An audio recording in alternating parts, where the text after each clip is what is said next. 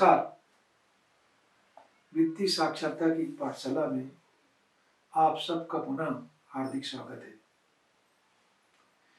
पिछले सत्र में हम लोगों ने चर्चा की थी कि वित्तीय साक्षरता क्या है और अपने धन के सही सदुपयोग को ही वित्तीय साक्षरता कहेंगे, इसे समझा था। पिछले सत्र में हम लोगों ने वित्तीय साक्षरता के 5 सूत्रों के संबंध में चर्चा की थी। वित्तीय नियोजन, बुद्धिमत्तापूर्ण खर्च, स्मार्ट बचत, बुद्धिमत्तापूर्ण ऋण एवं शासकीय योजनाएं। आज इसके प्रथम सूत्र के बारे में, वित्तीय नियोजन के बारे में हम बातचीत करेंगे। नियोजन, जिसे कि शब्द से स्पष्ट है, किसी काम को नियोजित ढंग से करना। हम सब लोग अपने काम को जाने अनजाने नियोजित ढंग से करते हैं। जैसे कि एक विद्यार्थी है, जब परीक्षा नजदीक आती है, 1 महीना बाकी है और 4 सब्जेक्ट है, तो एक एक हफ्ते में चारों सब्जेक्ट को बांट के पढ़ाई करता है। सबसे आखिरी वाले सब्जेक्ट को पहले सप्ताह में रखता है और सबसे पहले वाले सब्जेक्ट को आखिरी सप्ताह में रखता है। इस तरह जब उसे परीक्षा देना रहता है, तब प्रथम सब्जेक्ट की तैयारी उस सप्ताह में हो जाती है और बड़े मजे से परीक्षा दे लेता है और अच्छे नंबर प्राप्त कर लेता है। इसे भी हम एक नियोजन ही कहेंगे। हम छत्तीसगढ़ के लोगों को मालूम है कि पुराने समय में लोग कार्तिक का माह पूरे माह भर पुरी में रहते थे।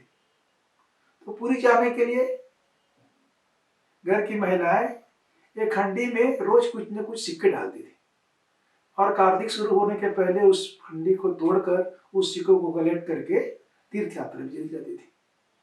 तो यह भी तीर्थ यात्रा के लिए एक नियोजन ही है। ऐसे नियोजन के बहुत सारे उदाहरण हमको अपने दैनिक जीवन में देखने को मिलेंगे। इसी नियोजन को हमें अपने आर्थिक गतिविधियों में लागू करना है। तो चलिए फिर पहुंच जाते हैं रामपुर।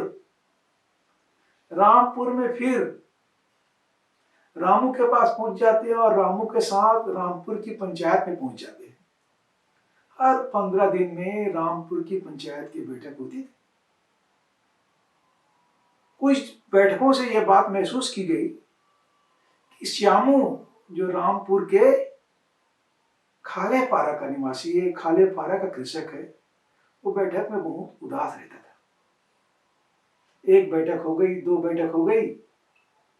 आखिर एक बैठक में रामू ने पूछ लिया, कैसे श्यामू, कैसे का आजकल मुड़ी लटकाए बैठे रहता? पहले तो हर बैठक में आते रहे, कुछ न कुछ चर्चा करते रहे, कोई गांव के प्रगति के संबंध में, कोई गांव के विकास के संबंध में बात करत रहे। अब जब देख मुड़ी लटकाए बैठे रहता, कुछ विपत्ति का भाई? श्यामू चुप रहा। दूसरे पंचों ने बोला, अरे हाँ श्यामू, बता ना, कुछ दिक्कत है तो बताए में का है? तो श्यामू बोलने लगा, का करो भाई, बड़ा दिक्कत है का। मोरे के लड़की है और लड़की पढ़े लिखे में बने होशियार है। स्कूल से पढ़ के आई हो, थोड़े बहुत खेली नहीं तो किताब कापी लेके पढ़े पर बैठ जाते और जब खाए खानी बैठता तो बोलते, दादा मोला दे शहर में पढ़ावे, मोला बड़े ऊंचा शिक्षा देवावे, मोर शहर में पढ़े के बड़ मन है। अब जानता मैं गरीब आदमी कहाँ से शहर में पढ़ाऊं। उतकी में वो मास्टर जी बैठे इस पंचायत में दिन। तो मास्टर जी कही, अरे श्यामू, इनमें घबरा के क्या बात है? बने तो बात है, तो लड़की आगे पढ़िया कहते, बड़े पढ़ाई करी, शहर में पढ़ी, बीए करी, एमए करी, पोस्ट ग्रेजुएट करी, तो खुशी के बात है। तो श्यामू कहते, महाराज पैसा कहाँ से पाऊं? तो पैसा के अभी से बंदोबस्त करना भाई। बता तो लड़की कौन क्लास में पढ़े थे? 7वीं में पढ़े थे साहब। और 7वीं के बाद 8वीं, 9वीं, 10वीं, 11वीं, 12वीं, 5 साल बाद तो कॉलेज पढ़े जाही। हाँ, अब बता तो कतक पैसे चाहिए तो कॉलेज में पढ़ाएगा। तो शामू कहा था महाराज 60,000 रुपये हो जातीस तो पूरा 5 साल के पढ़ाई बने से हो जातीस। अच्छा अच्छा अच्छा। तो लड़का के कॉलेज में पढ़ाई करे पर 60,000 रुपये की जरूरत है। ठीक है, और कतक दिन बाद जरूरत है, कतक साल बाद जरूरत है, 5 साल बाद। तो 1 साल में कतक जरूरत है शामू तिलक तो बताएगा। 60,000 महाराज 5 ले भागी देखो तो 12,000 रुपया हर साल में लगी। बहुत बढ़िया। अब 1 साल में कतक लग गई? 12,000 रुपया। तो ये बता महीना में कतक लगेगा? तो महीना में महाराज 1,000 रुपया में साल के 12,000 रहते, 1,000 रुपया महीना में जरूरत है। तो महीना में कतक दिन होते? तो महीना में 30 दिन होते। तो रोज कतक जरूरत है शामू? रोज 33-34 रुपये का तुला जरूरत है। तो 33-34 रुपये अगर रोज बचा था तो 5 साल के बाद तो 60,000 रुपये हो जाए और बड़ा मजे से लेकर पढ़ा लेंगे। कैसे भाई, ठीक कहा था? बस सब सरपंच में खुश होगी और बताएं श्यामूला के देख भाई सही सही बात मास्टर साहब कहते देते, अभी से तैयारी शुरू कर ले और हर रोज जो है 30-34 रुपये के जमा कर ले और जो पैसा महीने में हो जाए तो बैंक में जाके जमा कर दे। इसे जमा कर जाए तो बैंक के ब्याज मिला के 60,000 रुपये से भी हो जाए। तो इस कहानी से आपको कुछ समझ में आया? इस कहानी से हमें यह समझना है कि श्यामू का लक्ष्य है उसकी बेटी को उच्चतर शिक्षा दिलाना, और उच्चतर शिक्षा दिलाने के लिए उसे 60,000 रुपये की जरूरत है। और 60,000 उसको कितने महीने में प्राप्त करना है, कितने साल में प्राप्त करना है? 5 साल में प्राप्त करना है। तो वित्तीय नियोजन में सबसे पहले हमें लक्ष्य का निर्धारण करना पड़ता है कि भाई हम क्या चाहते हैं। हम बेटी को ऊंचा हायर एजुकेशन दिलाना चाहते हैं, हम एक ट्रैक्टर खरीदना चाहते हैं, हम एक टीवी खरीदना चाहते हैं, हम अपने घर में एक कमरा बनाना चाहते हैं, हम सिंचाई का कोई उपकरण खरीदना चाहते हैं। तो एक लक्ष्य को निर्धारित करना है कि हमारा लक्ष्य क्या है। जैसे इस उदाहरण में श्यामू का लक्ष्य उसकी बेटी को उच्चतर शिक्षा दिलाना है, वैसे आपका भी कोई लक्ष्य हो सकता है और उस लक्ष्य की अवधि भी हो सकती है। जब लक्ष्य का निर्धारण हो गया तब हमें यह अभ्यास करना है कि उस लक्ष्य को प्राप्त करने के लिए हमको कितने पैसे की जरूरत है, उस लक्ष्य की लागत क्या है। 2 चीजें हो गई, एक तो लक्ष्य का निर्धारण हो गया, दूसरा लक्ष्य की लागत में पता लग गई। फिर उस लक्ष्य को कितने समय में प्राप्त करना है ये भी हमको तय करना पड़ेगा। तो जैसे पिछले उदाहरण में श्यामू को उस लक्ष्य को 5 वर्षों में प्राप्त करना है। तो पहला है लक्ष्य का निर्धारण, लक्ष्य की लागत, लक्ष्य को प्राप्त करने में कितने पैसे की जरूरत है यह जानना है, और कितने समय में इस लक्ष्य को प्राप्त करना है। इस चीजों के निर्धारण करके जैसे कि पिछले उदाहरण में हमने बताया उस तरीके से हम अपने रोज की बचत की गणना कर सकते हैं और रोज की बचत को करके लक्ष्य को प्राप्त कर सकते हैं।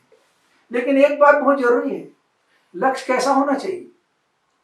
लक्ष्य जो है वह प्राप्त करने लायक होना चाहिए।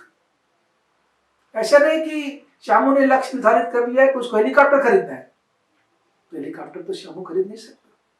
लक्ष्य जो है वो स्वीकार्य होना चाहिए कि ऐसा लक्ष्य होना चाहिए जिस लक्ष्य को प्राप्त किया जा सकता, माने लक्ष्य निश्चित और साफ होना चाहिए। तो इस तरह से हम अपने तत्कालिक जरूरतों के लिए, अल्प समय की जरूरत के लिए, मध्य समय की जरूरत के लिए और दीर्घकालिक जरूरतों के लिए लक्ष्य का निर्धारण करके उसकी लागत निकाल के उसके लिए कितने पैसे की बचत हमें करना है यह तय करके हम वित्तीय आयोजन कर सकते हैं।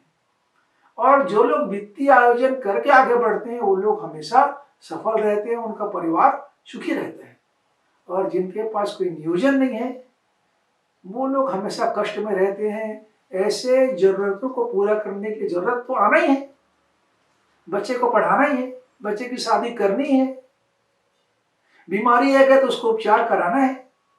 जो लोग लक्ष्य को निर्धारित नहीं करते हैं वो दारिद्र्य में, दुर्दशा में, गर्मी में फंसे रहते हैं, उलझ जाते हैं।